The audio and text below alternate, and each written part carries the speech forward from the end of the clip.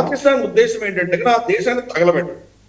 అది మొత్తం తగలబడిపోతే కనుక అక్కడ కంట్రోల్ మొత్తం వీళ్ళకి అధీనంలోకి వస్తుంది. ఆ యొక్క ఈ ప్రాసెస్ అంతా కూడా డీప్ స్టేట్ అమెరికా, చైనా వీళ్ళిద్దరి ఇన్వాల్వ్మెంట్ అక్కడ మనకు కనిపిస్తుంది.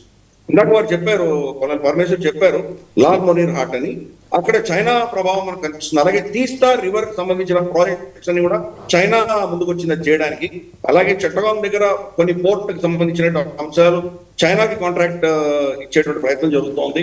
మనకి ఇవ్వాల్సిన కాంట్రాక్ట్ అది క్యాన్సిల్ చేసి అక్కడ ఇచ్చే ప్రయత్నం జరుగుతోంది. సో చైనా ఇన్వాల్వ్మెంట్ తప్పకుండా ఉంది.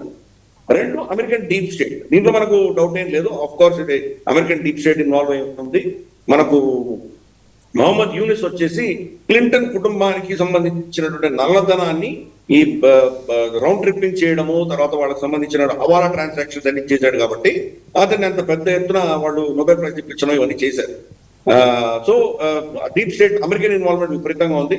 అలాగే సర్జియో గోర్ మన దేశానికి అంబాసిడర్ గా వస్తున్నటువంటి వ్యక్తి మహమ్మద్ యూనిస్ తో మాట్లాడారు.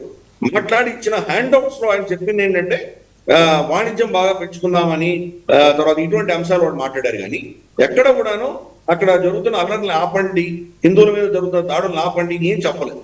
ఎందుకంటే ఇది